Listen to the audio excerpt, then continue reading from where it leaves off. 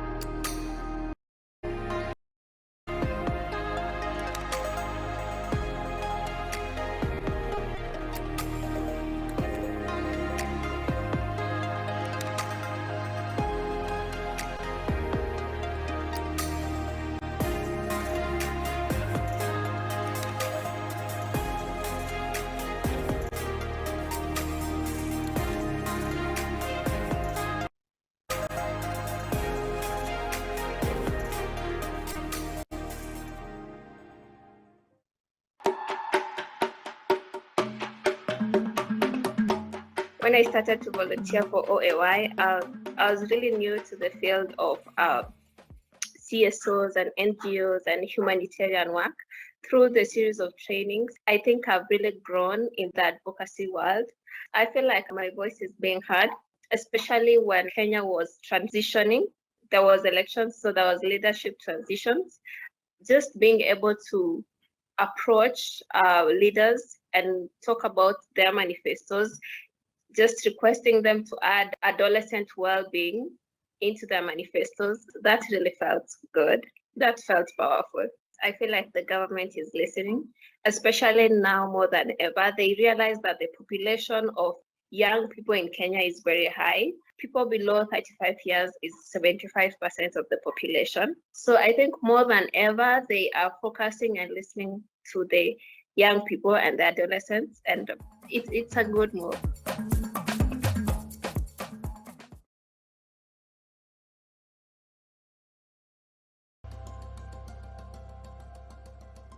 We're facing a learning crisis around the world. There was already too much inequality in education, and the pandemic has made things worse. Today, in low and middle income countries, up to 70% of 10-year-olds cannot read and understand a simple sentence. Without basic reading and math skills, it will be harder for kids like me to contribute to our future, our families, and our communities. When there is less access to digital tools, there are fewer ways to boost learning. That's why UNICEF developed the Learning Passport. Since the Learning Passport launch in 2020, the program has reached millions of users in more than 20 countries. It's being used to support children, young people, teachers, and parents in all sorts of ways, including formal primary and secondary curricula, skills development for adolescents, teacher training, early childhood education tools, and key resources to support girls. Your help mobilizes experts, increases the reach of products and services, and encourages involvement from the private sector. So join us. Help revolutionize the educational landscape for kids like me.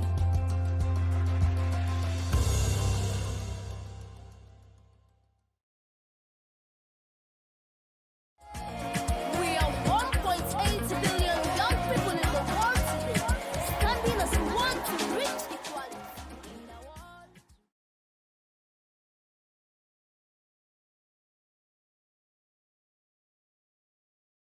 Hacia el activismo climático de adolescentes y jóvenes.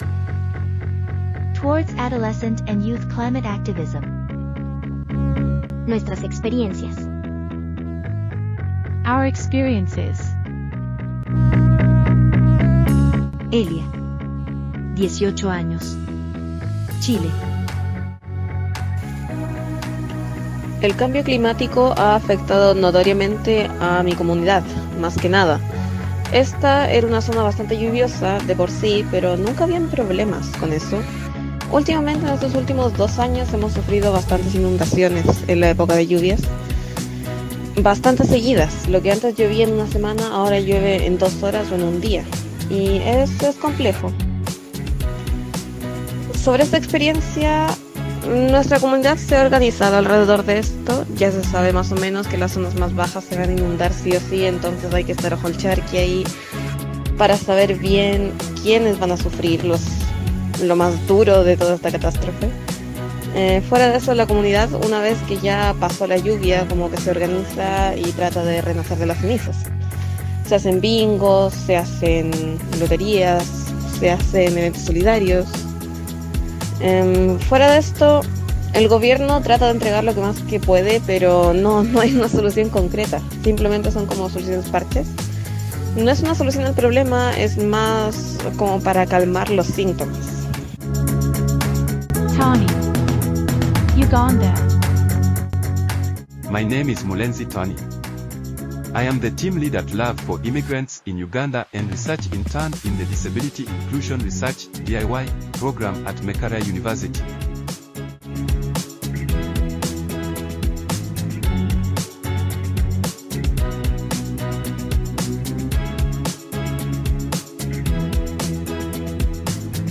Climate change is affecting people with disabilities.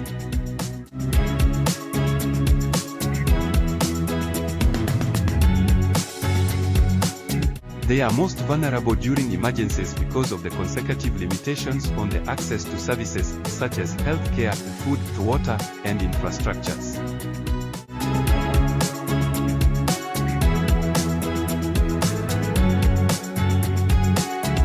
The government should ensure that measures for climate change adaptation and mitigation are inclusively planned. Ya vivimos los impactos del cambio climático. We already live the impacts of climate change. Por ello, hoy más que nunca debemos estar atentos y abogar por. Therefore today more than ever we must be attentive and advocate.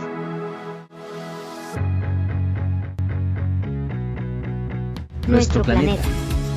Nuestro bienestar. Nuestras opiniones. Our planet. Our well-being. Our Our say. say.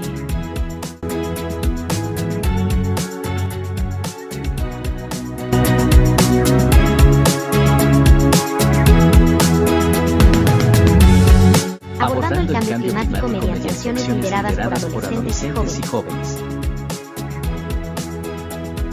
Addressing the climate crisis through youth-led action.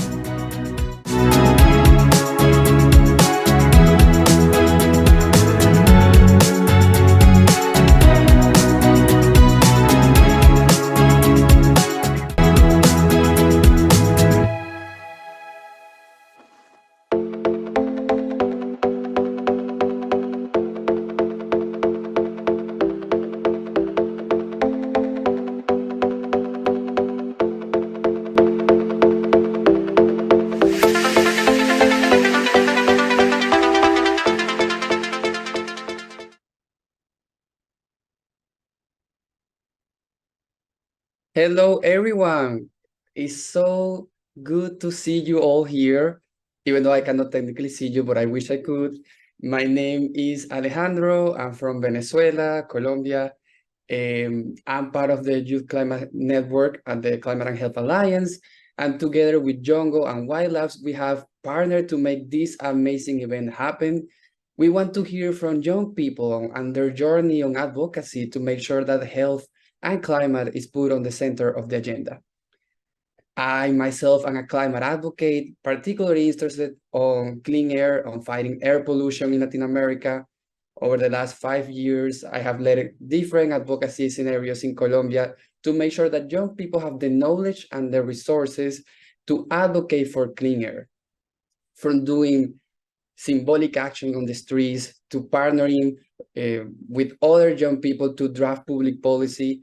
For the last 5 years, I have experienced firsthand the power of young people to change the narrative and to make sure that we're talking and putting people's health at the center of the conversation. But today we're going to be doing exactly that. A couple of things before we start. In the top right corner, you will see a little box. That's for everyone to comment on the box, on the chat. So if you want to tell us something, there's a whole team of people that are gonna be reviewing all the comments that you have. So please feel free to, for example, start by saying, where are you from? And you can start typing there, and I'm from Venezuela, but tell us where are you from? We want to hear, there's a lot of people here today, and we want to hear where are you from? Why are you here? How was your advocacy story start? But also, we want to give some context and bring a lot of amazing people together.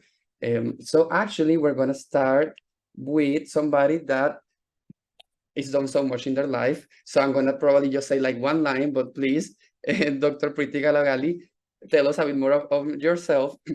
But Dr. Preeti Galagali is a pediatrician, adolescent health specialist practicing in India with 3 decades of clinical experience. She is also the co-chair of the Education Committee of International Association of Adolescent Health. And the rest is so much because she is amazing. So I'm going to probably let Dr. Preeti tell us a bit more on herself. But Dr. Preeti, we want to have a context on how is adolescent health right now in the world before we start hearing from amazing young advocates from a lot of corners in the planet. Can you tell us a bit more on how is the context nowadays? Thank you, Alejandro. Hello to all the wonderful people who have joined us from all over the world. We would first like to know about how you feel about the climate change. You shall now see a Slido. Kindly respond by clicking on the emoji that best describes your feelings.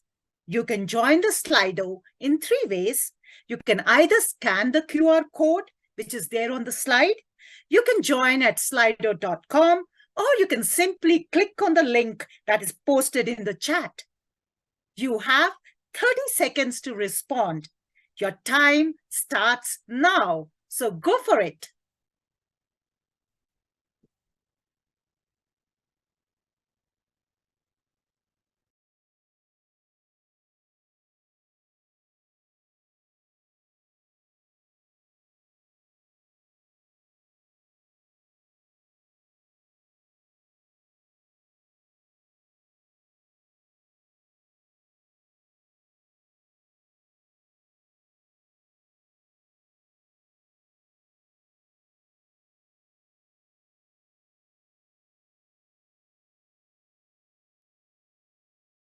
Another 15 seconds to go.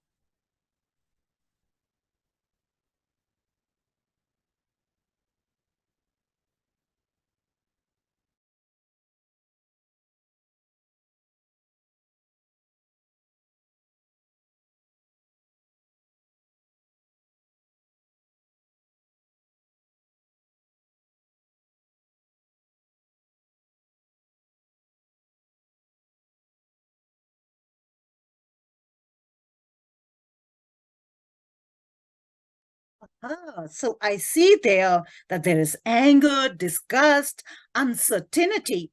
No wonder this is a crisis that we all have to face bravely. Well, we have another Slido for you. Kindly respond by entering a word that describes the biggest challenge that you are facing from climate change. Once again, you have 30 seconds to respond. Your time starts now.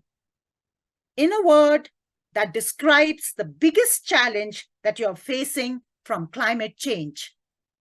Once again, you can join the Slido in 3 ways. Either scan the QR code, join at slido.com, or click on the link in the chat.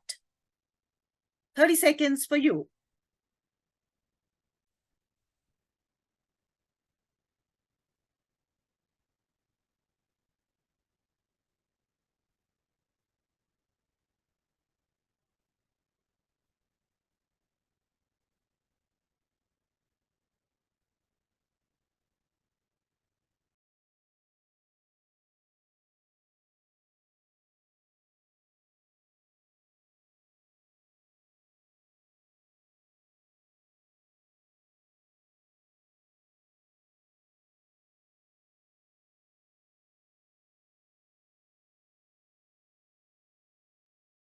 the last 10 seconds to go.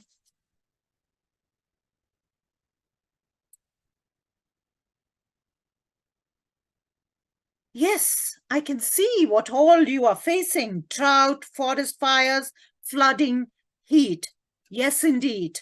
Our house is on fire, claims Greta Thunberg. Yes, it really is. We are faced with the stark reality that the world is already 1.1 degrees centigrade warmer than during the pre-industrial levels. Further rises of between 1.5 and 3.5 degree are expected by the end of this century, depending on the scale and speed of climate change mitigation. Numerous global climate disasters have occurred in the last few years, and you have already named a few: floods in Europe, Pakistan, and South Africa, heat waves and drought in Europe, India, and Brazil, wildfires in Canada, Greece, and United States, and more intense hurricanes, tropical storms, and earthquakes in many parts of the world. It is estimated that the youth of today will experience a 7-fold increase in climate events and 4 times as many heat waves during their lifetimes than those born in 1960s. Youth living in areas impacted by climate change experience environmental injustices, depletion of resources, or live near waste hazards that adversely impact health. Nearly 90% of adolescents live in low-middle income countries. Their vulnerability to climate crisis is compounded by poverty, challenges of governance and conflict, marginalization due to gender, ethnicity, disability, and health inequity. Climate changes can result in humanitarian crisis and fragile settings. Climate change affects all domains of adolescent well-being, as illustrated in the slide. Extreme weather events put adolescents at the risk of injury that may lead to death and disability. There's also an increase in episodes of acute asthma due to higher pollen levels, longer pollen seasons, and worsening of air quality. The food insecurity, water scarcity, and increase in vector-borne diseases due to climate crisis leads to poor physical and cognitive development in adolescents. These may have lifelong repercussions on health and well-being. Adolescent girls in low and middle income countries are more likely than boys to go hungry after climate-related disasters. The psychological distress, nostalgia, uncertainty, and anxiety caused by extreme weather events adversely impacts the well-being of all adolescents. Family migration and separation due to natural disasters leads to loss of connectedness. This results in an unsafe living environment, exposure to armed conflict, gender-based violence, trafficking, exploitation, and child marriage.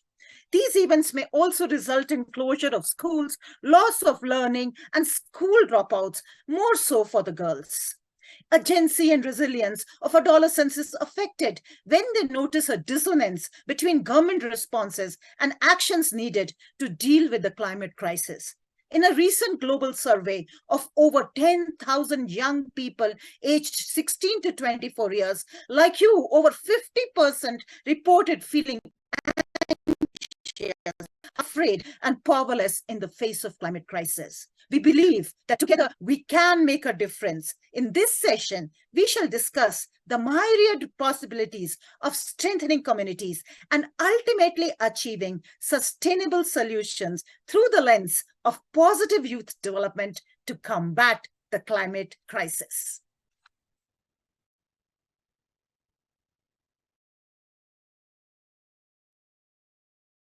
Thank you so much, Dr. Preeti. That was, I mean, first I want to congratulate you because saying something so intense in a way that conveys with people, that is first amazing. So thank you so much for that.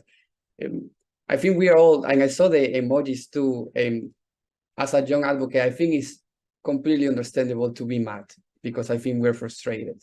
But one thing that gives me hope in the middle of the frustration is the story of young people that are taking the chance of thinking that this world can be different.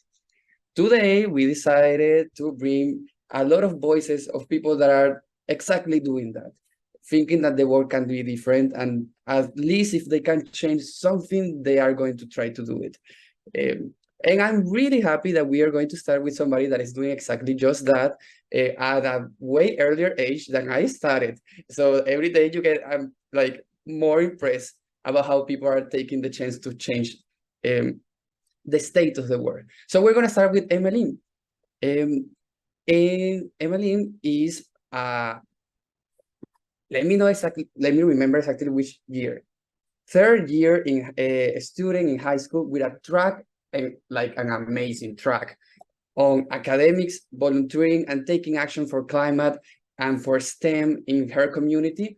And Emmeline, I would like to ask you, can you share us, Emmeline, by the way, Emmeline, I got it right, yes. Can you share your personal experience on the effects of climate change on your local community, school, environment, and what made you take action from such a young age? Yeah, so I think among a lot of other things, one of the biggest challenges and experience that I've faced personally and inside of my community as well is, again, the mental health toll that it's taken on everybody. I think there has been a palpable anxiety and almost uncertainty stemming from the visible impacts of climate change, as nowadays young people, we really are not certain as to what's going to happen in the next few years and so on and so forth. And I think it is a constant reminder that climate change is not just about the environment, but it's also about the issues with far-reaching social implications that it does have. And despite young people inheriting a planet grappling with climate change and the consequences of it, I find ourselves almost navigating uncharted waters with it. And when it comes to just planning and mitigating the impact of it as well. And I think although our generation is not responsible for causing this issue or initiating it, we face the challenges of creating solutions and a rapidly changing landscape. I've learned and experienced that youth have an urgent need for education and actionable strategies to address this issue. I think that youth need the tools to be the advocates that we want to be. And there are two ways that I've been able to accomplish this inside my community, both nationally and locally as well. And that's through workshops and councils as well. So for workshops, I've been able to create and lead workshops throughout my community to garner youth engagement. I think it is so important to provide the tools necessary for emergency preparedness and teach preventative measures that can help mitigate the impact for a sustainable future as well for young people. And currently I've created a 72-hour plan kit, a part of the Government of Canada's strategy. And we've created challenges of could you survive a flood? We like to involve a lot of youth with hands-on activities that can use their knowledge in real-world context. And I think helping with encouraging youth to take part in climate mitigation strategies is super important in policy decision-making in the future because we are the next generation. We are the next change makers. And I think also I've had the chance recently to work with Plan International Canada, and they have provided me the ground and the platform to even speak about these issues and to even grow as an advocate. And just with this council itself, I've been able to meet with like-minded youth, which have been a valuable asset for me to form creative ideas. And just with the workshops I did talk about, I've been able to form so many amazing ideas just with the mindsets of others around me. And I think that is so important with advocacy and youth. And I think just with those experiences and creating those workshops, it's important that we acknowledge that the challenges, but actively engage in initiatives as youth that promote awareness, preparedness, and resilience to further prevent this global issue.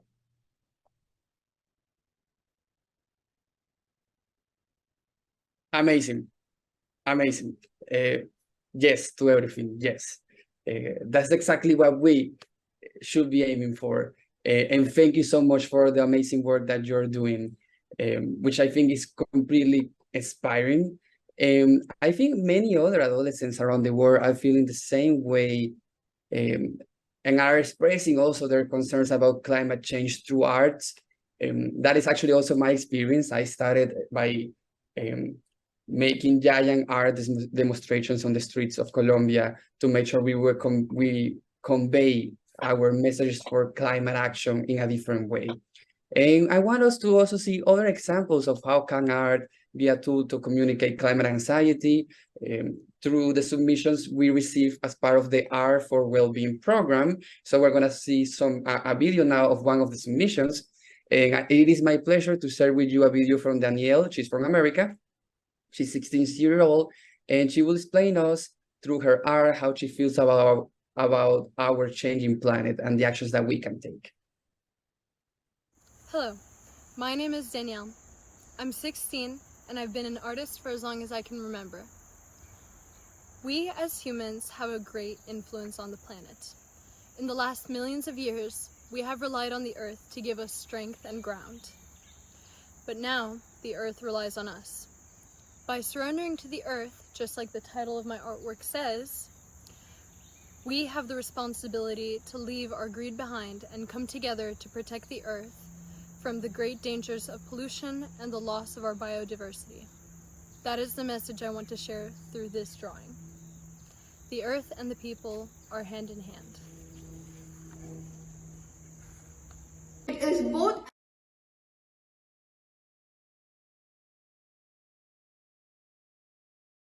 That was amazing.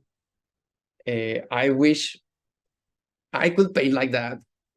I don't, but amazing that there is people that do, and they can inspire us through their art to take more climate action. We're gonna jump rounds. And also, as part of the Global Forum for Adolescents, governments have also submitted their commitments to adolescents' well-being.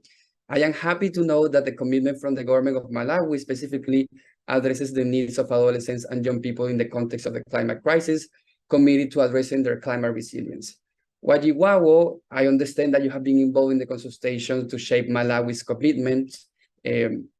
Also, if you could tell us a line on you, that would be awesome. I know you're doing and have been doing amazing climate advocacy work for several years, but amazing to hear from you as well. But also, can you tell us a bit more about how your government is addressing the issues of adolescents and young people in the context of climate change? And which lessons can we learn from other countries that also want to engage in climate action? Okay. Thank you so much. I hope you can hear me. Okay, fine. Maybe before I start answering your question, let me just give you a brief background on how the situation of climate change is in Malawi. So Malawi is particularly prone to climate change hazards. This includes dry spells, droughts, intense rainfall, floods, and most of these hazards has increased over the past 20 years. And recently, Malawi was hit by a tropical cyclone Freddy that induced floods and mudslides in almost 15 districts, where about 2.2 million people were affected. And it is estimated that 65% of the people who were displaced were adolescents and young people. So these climate change hazards are causing a lot of damage to infrastructures like house, roads, household property, schools, and health facilities, hence affecting young people to access quality health services and education as schools and hospitals were washed away. So during the Malawi gap analysis on climate change, we noted that as young people, we noted that the following issues were arising among young people and the adolescents when it comes to climate change. We noted that there are gaps when it comes to participation and inclusion of adolescents during development of climate change policies. We also noted that there is a gap in knowledge among children in primary and secondary school on climate change issues. We also noted that most school infrastructures or school blocks were not climate resilient. So we also noted that there is no specific messaging to adolescents for disaster preparedness in most of the disaster-prone areas. So together, as young people with government made the following commitments when it comes to adolescents and climate change. So the first commitment was that government made the commitment that it will promote participation and inclusion of adolescents in policy design, implementation, monitoring, evaluation, and reporting of climate change action intervention at all levels. So this participation has already been seen in most of the government intervention, whereby the government is supporting national youth network on climate change in various interventions. The government is also engaging young people in adolescents, taking working groups like COP28 task team, climate change and disaster taking working groups, and also young people are also being engaged at COP28. And also during the development of Malawi National Determined Contributions, NDC, young people are also involved. And recently, the Malawi government supported the development of a COP28 Malawian Children and Youth Position paper, where priorities for Malawians and children are also being highlighted. And also, the government also committed that it will develop syllabuses that outlines mitigation and adaptation methods to climate change, centering on building food security and resilience in both primary and secondary school. And also, government also committed that it will be building school blocks, okay, that are resilient to climate change in all the districts that are prone to disasters. Government also made a commitment that it will invest in children-centered early warning systems that ensure timely information on occurrences of disaster and also providing capacity building programs in early warning system. So from the commitment that government has made in Malawi, it has been shown that the involvement of young people in decision-making processes is a key when it comes to address the intergenerational justice that is there in Malawi. And we have also seen that young people are now able to advocate for climate change, young people are now able to advocate for climate justice, and also they are able to demand ambitious climate action. So that's a commitment that the government is doing, and also the lessons that can be get. Thank you so much. And what you are, that was, it's so interesting to learn of what we put climate action at the center of the agenda. Thank you so much. We're gonna switch rounds again to Harshita. Harshita, are you there? You must be. But in the meantime, yes, you are there. Yes, I'm here. Harshita is part of Jongo, which is the youth constituency of the UNFCCC. She's an aspiring surgeon, and I would like you to tell us a bit more on the first who you are and the amazing work that you're doing, but also how are youth, particularly through organizations like Jongo, and I hope everybody, if they don't know Jongo, probably they will after this session, how are youth influencing climate decision-making at a global and at a national level? Over to you, Harshita. Thank you so much for your question. My name is Harshita. I'm a SRHR climate change and mental health advocate. I'm also a certified public health trainer and disaster medicine trainer.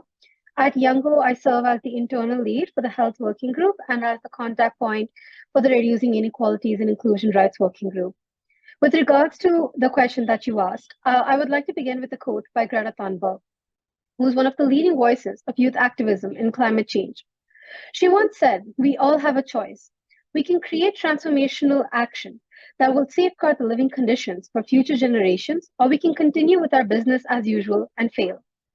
Youngo, the official children and youth constituency, thus envisions an empowered youth generation to drive meaningful, impactful, and positive change locally, nationally, and internationally. The Health Working Group is just one of Youngo's many thematic working groups.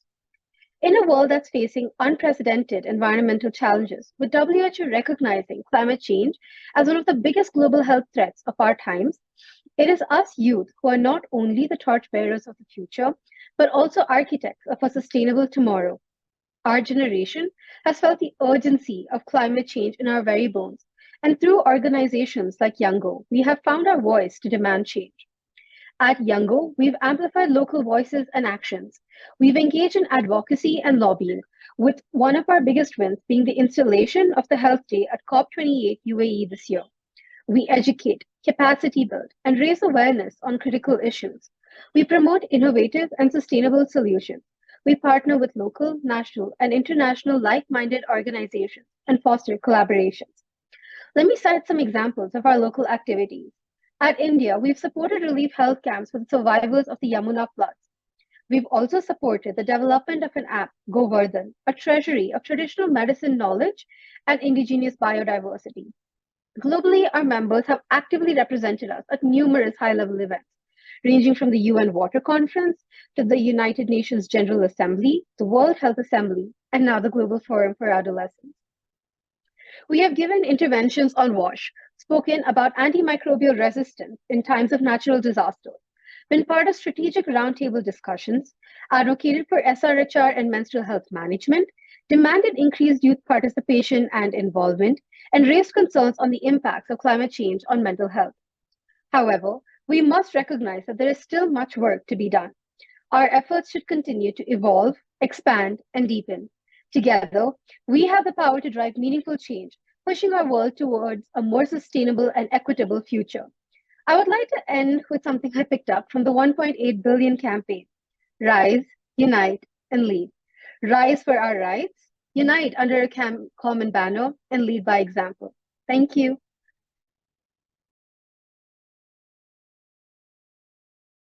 I was muted, but yes to that quote. Yes, yes, yes. That quote is everything. So yes. You cannot see Harshita, but Harshita doing like, yes, it is. Thank you so much, Harshita.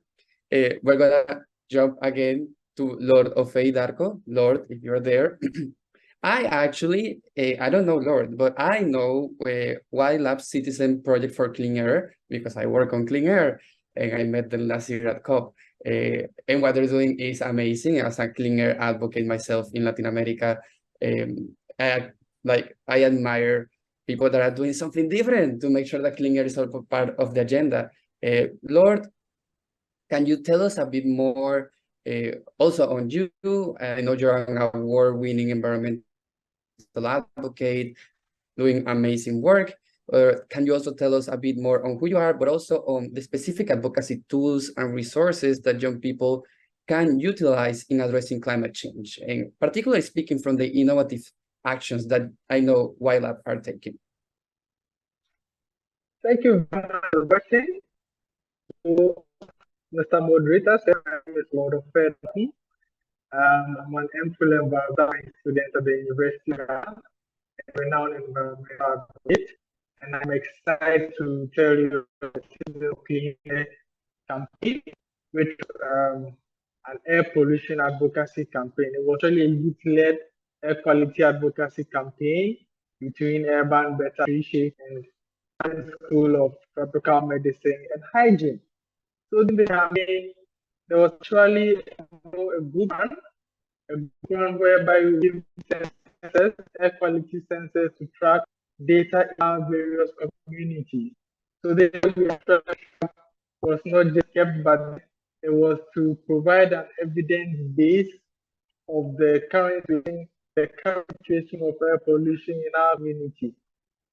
So this actually was then put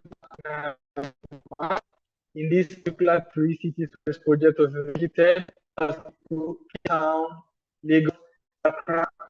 So data was therefore then presented at the UN Climate Change Conference, that's for 27. So yeah, we have a program and what this whole project is about was young climate activists are actually giving advocacy training on how to raise more awareness of environmental issues. And aside that, we had an opportunity to interact with various government officials on how best these problems are facing to be solved. Also, they also made aware of how we could actually contribute to, solving this environmental crisis. So yes, it was about clean air for citizens project. It's actually breaking initiative. It was a big part of this event, and I'm building more awareness in these three cities: Cape Town, Lagos, and Accra. Thank you.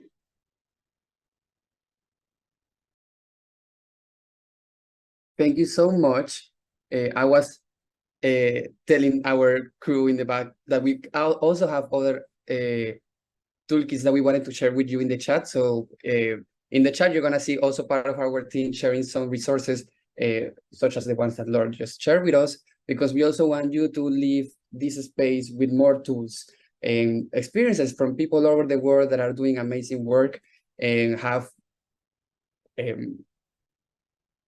what's the word for that? Have documented their experiences in tools that you can use and replicate as the amazing experience that YLab is doing. So be aware of that, and also be aware that you can keep commenting on the chat and leave your comments and questions. We're gonna jump gears again to Sadhana, which they should be here very soon. Dr. Sadhana, there you are, there you are, Dr. Sadhana, there you are. We want to make sure that we also bring a lot of the policy aspect to this conversation. So we wanted to ask you, Dr. Sadhana Dharmapuri, and you can as well tell us a bit more on yourself, which would be amazing, because for what I read, amazing as everybody in this panel.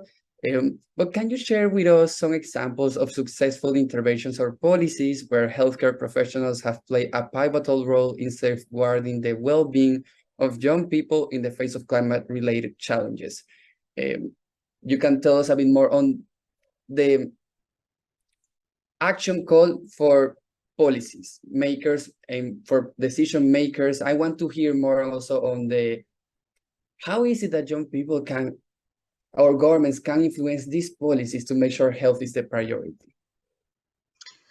So thanks, Alejandro. So I think one thing that's important to understand as physicians or healthcare workers, we are contributing to the climate change crisis. So healthcare industries and organizations globally have an equivalent climate footprint of 4.4%.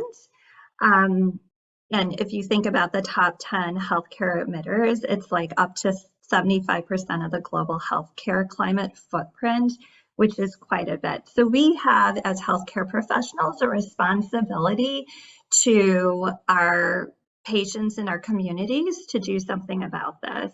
And so as I'm a physician, I'm part of the International Association of Adolescent Health and the Society of Adolescent Health and Medicine.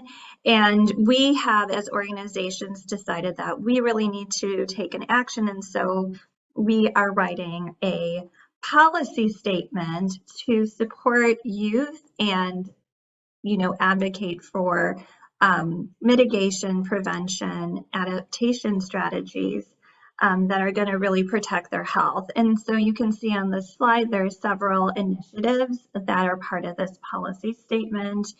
And, they're quite comprehensive and extensive, but I think that's really important because we have an important platform that we can use to elevate adolescent voices. And I think one way that we have been able to elevate adolescent voices is through supporting them as experts.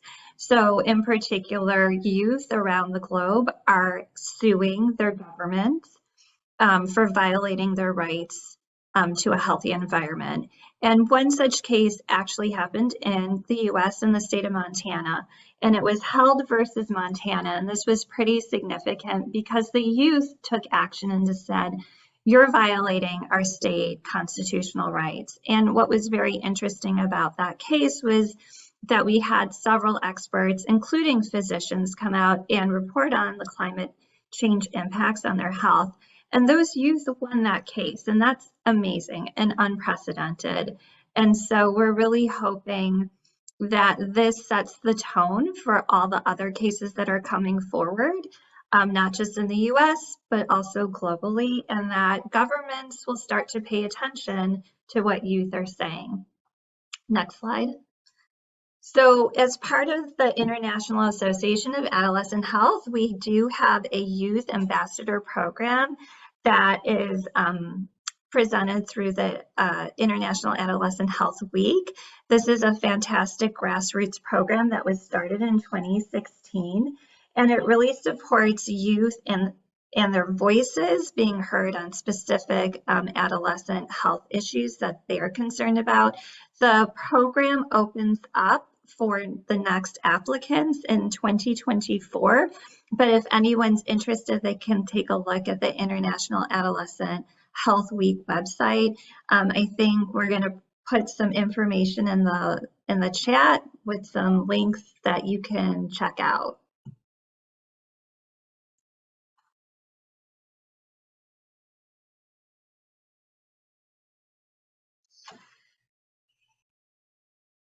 Thank you so much. I think we need those concrete examples of changing public policy and putting young people's health at the center. We're gonna now bring everyone in back to make sure that we have time for to have at least a short discussion, a short panel.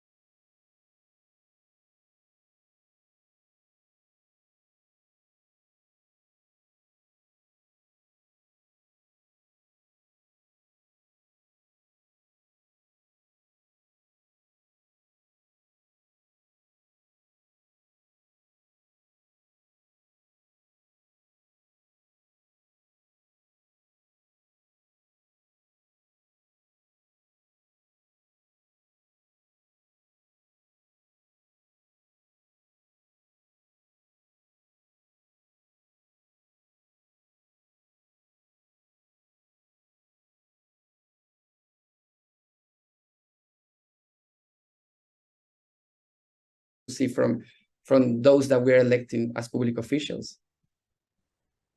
Yeah, I think although there are many different ways that governments and stakeholders can help the younger population, I think targeting education and youth involvement is the most important step to take.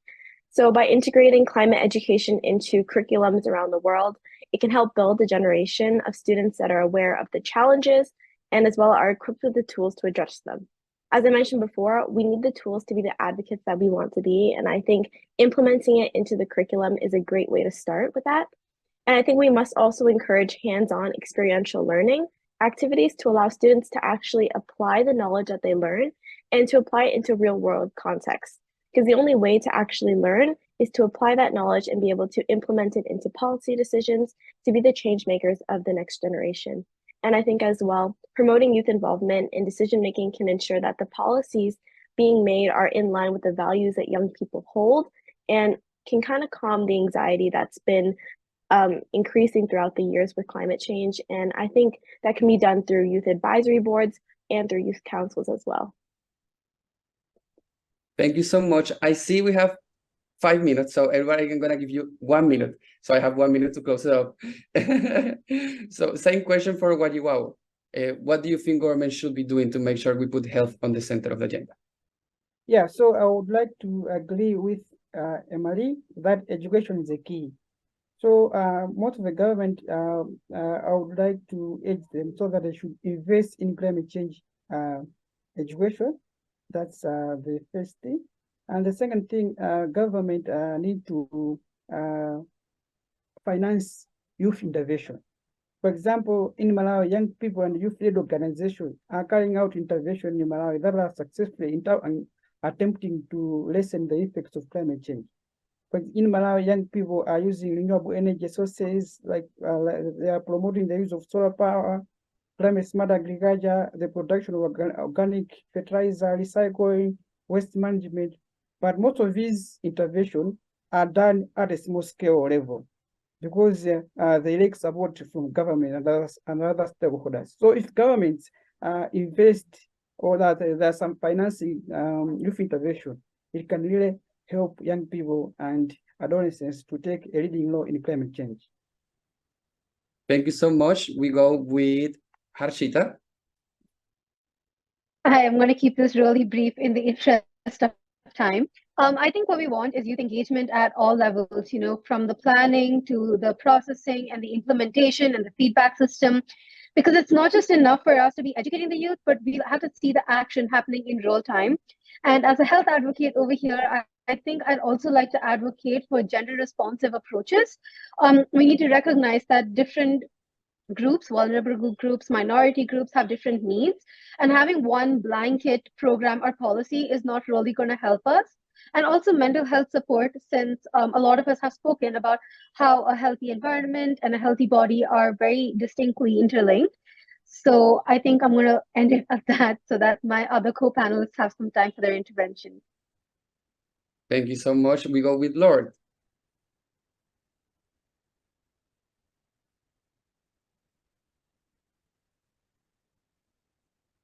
Or in the interest time, oh, there you are, there you are, there you are.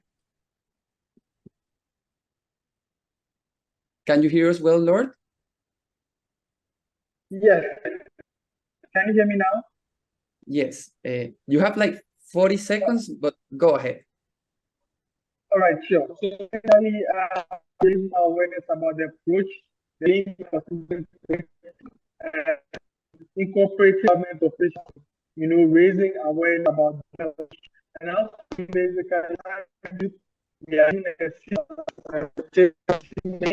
they actually have innovative ideas to get solving this particular issue and this society events in the clean air for citizens project, whereby it was actually the needs in that particular project to turn out excellently well.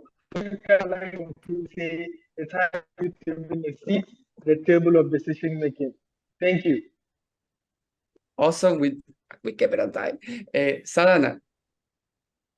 Yeah, again, I think as physicians, as health providers, we have a moral responsibility and a clinical responsibility to our youth. And I think using our platform as physicians to elevate youth voices is really important. And that's what I think we should be doing. We should be listening to our youth and taking those voices and raising them up. Dr. Preeti, your take on 30 seconds. I would say that governments need to be made accountable and they should take a lot of action rather than just speaking about it, with engaging with the youth. Yes.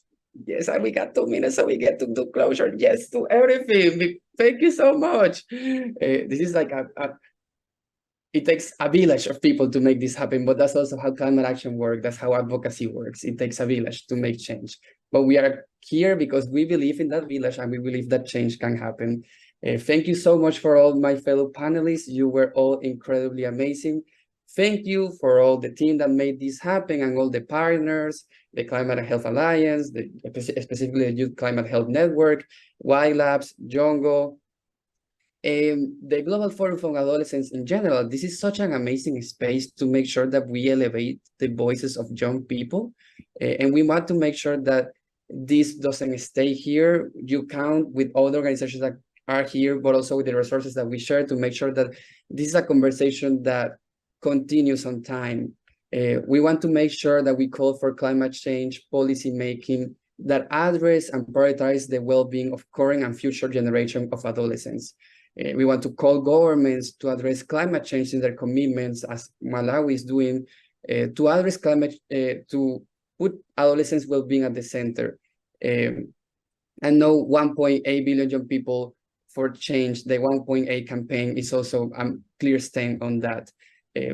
Thank you so much. As this is getting to an end, but I didn't want this to end before we say something. You have the power to change the narrative, and we want you to leave this space making sure that we understand that the climate crisis needs to put health people, particularly children, adolescents, at the center. And that's our take on this. So thank you all so much, and I see you soon.